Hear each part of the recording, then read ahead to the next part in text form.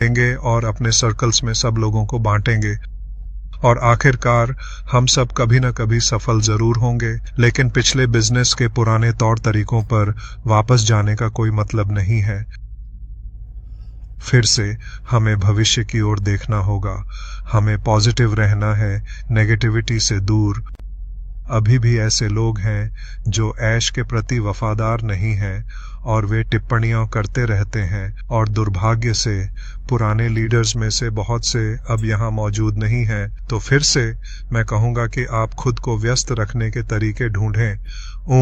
मत पूछिए ऐश के लिए, ऐसा मत। क्रिस को ये बात बहुत पसंद आएगी।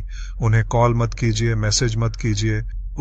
क्रिस को बार बार की अरे ऐश कहाँ है, क्या चल रहा है, विक्ट्री विद ऐश का क्या हो रहा है।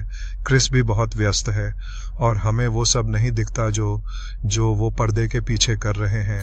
मुझे लगता है जूली का भी यही हाल है। मैं रेड, सूजी और क्रिस जूली को जानता हूँ और कुछ अन्य लोगों को भी जो कि यहाँ इस क्षेत्र में कहीं ज्यादा बेडीडे और जाने माने हैं। विक्ट्री विद ऐश में बडिद्धे नाम है। वे एडमिन की तरह हैं, मुझे लगता है एक ग्रुप के लिए, और वे लगातार बातें कर रहे हैं, तो उन्हें आप बोलने दें। लेकिन जब हम उन्हें जानकारी के लिए बुरा भला कहना शुरू करते हैं, जानकारी के लिए टोकते हैं, तो ये बस खुद को संतुष्ट करना है। फिर से आपको व्यस्त रहने के लिए कुछ ढूंढना होगा और हमें अपने लोगों को भी प्रोत्साहित करना होगा और उन्हें ऐसा करने से रोकना होगा। तो फिर से मैं बहुत ज़्यादा समय नहीं लेना चाहता।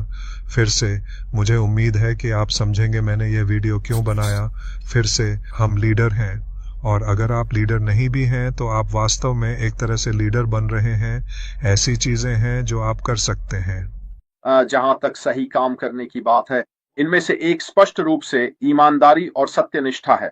अब मुझे पता है कि हमारे सीईओ के लिए यह एक बहुत ही महत्वपूर्ण विषय है, सत्यनिष्ठा। वह वास्तव में इसे अपने जीवन में अपनाते हैं जैसा कि वे सोचते हैं। सत्यनिष्ठा का उन पर बहुत गहरा प्रभाव है। वे दूसरों के बारे में कैसे सोचते और समझते हैं, यह इसी पर निर्भर करता है। क्या आपके पास सत्यनिष्ठा है? लेकिन व्यापार के दृष्टिकोण से भी इसका अर्थ है अपने कार्यों और संवाद में सच्चे, पारदर्शी और लगातार बने रहना। अब हमारे सीईओ हमेशा एक समान रहे हैं, चाहे आप इस पर विश्वास करें या नहीं।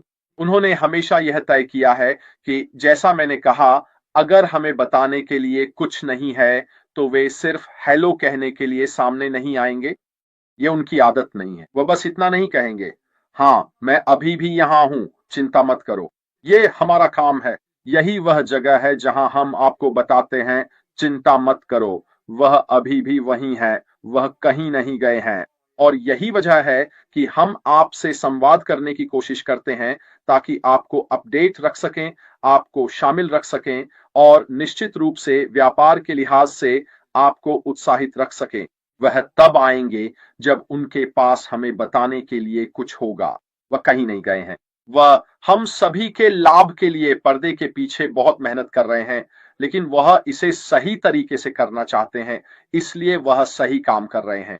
साथ ही जवाबदेही, प्रदर्शन और परिणामों की जिम्मेदारी लेना, गलतियों को स्वीकार करना और ऐसी संस्कृति को बढ़ावा देना जिसमें हर कोई जिम्मेदार हो।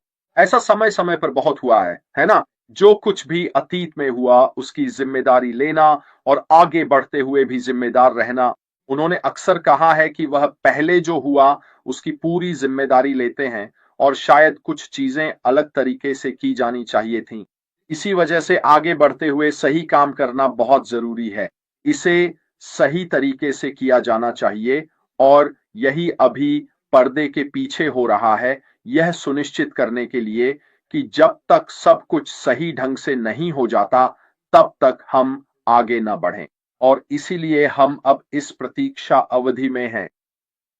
निष्पक्षता और सम्मान भी उन मूल सिद्धांतों का हिस्सा हैं जिनमें सभी लोगों के साथ समान व्यवहार करना, विविध दृष्टिकोणों को महत्व देना और पूर्वाग्रह या भेदभाव से बचना शामिल है।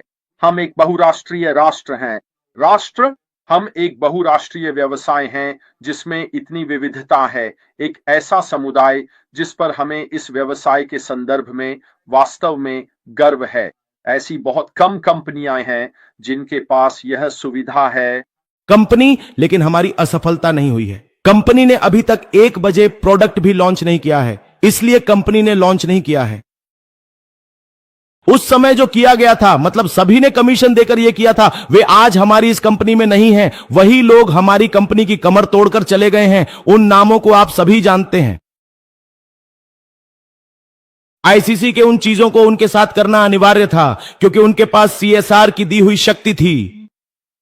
इसलिए उन्होंने कहा था, जब भी आप कुछ लिखने बैठे वह कलम किसी और के हाथ में न जाए। मैंने सही कहा था सर? मिलाएंगे तो मिल जाएगा। मिलाना शुरू करें। मैं कहूंगा कि आप मिलाएंगे तो सब मिल जाएगा।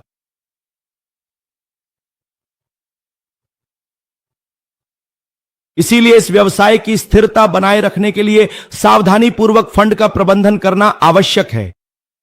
फंड्स का प्रबंधन करें, व्यवसाय की स्थिरता की रक्षा करें बिना चिंता के। वह यही कर रहे हैं। स्पष्ट रूप से पैसे को सही क्षेत्रों में लगाना चाहिए, न कि उन चीजों पर खर्च करना चाहिए जो व्यवसाय के लिए आवश्यक नहीं है। मतलब साफ है, पैसे का निवेश सही जगह पर करना चाहिए और ऐसी चीजों पर पैसे बर्बाद नहीं करना चाहिए जो व्यवसाय के लिए जरूरी नहीं है। मिलाओ, सब मिल जाएगा। स्पष्ट है कि उन्होंने पहले पैसे को सही जगह पर निवेश नहीं किया था। पैसे को सही जगह पर निवेश नहीं किया गया, इसलिए उन पैसों को कुछ लोगों ने हड़प लिया और खा गए। क्या मैं सही हूं? जी सर। इसीलिए आप कह रहे हैं व्यापार के लिए जिसकी जरूरत नहीं है उस पर पैसा खर्च करना मतलब व्यापार के लिए जरूरी नहीं है। कौन कौन सी चीजें जरूरी नहीं है? जैसे उसने किया था, दुबई में एक अल सफा रेलवे स्टेशन का नाम रख दिया था जिसकी कोई जरूरत ही नहीं थी। प्रोडक्ट पर निर्भर करता है। प्रोडक्ट्स का कंपनी को पहले कमर्शियल लॉन्च करना चाहिए था, उसके बाद मार्केटिंग भी कर सकते थे। वो एक तरह की मार्केटिंग है। दुबई के मॉल में, शॉपिंग मॉल में 300 के करीब छोटे बड़े स्क्रीन थे जहां पर एड चल रहे थे। वो भी एक तरह की मार्केटिंग थी। वहां से कंपनी को अच्छी खासी कमाई हो रही थी। लेकिन वे क्या कह रहे हैं, बिजनेस के लिए इसकी जरूरत नहीं है। ऐसी चीजों में पैसे बर्बाद मत करो। यह सब अच्छी बिजनेस मैनेजमेंट है और सही दिशा में काम करने के लिए टेक्निकल अनुशासन है ताकि गलतियों को सुधारा जा सके। यह सब कुछ अच्छे व्यापार प्रबंधन का हिस्सा है और एक साझा लक्ष्य की ओर काम करने के लिए अनुशासन की आवश्यकता होती है। यह भी कार्यस्थल में अनुशासन है, लेकिन हम इसमें ज्यादा गहराई में नहीं जाएंगे क्योंकि इसकी जरूरत नहीं है। 1 बजे चीजें बताता है।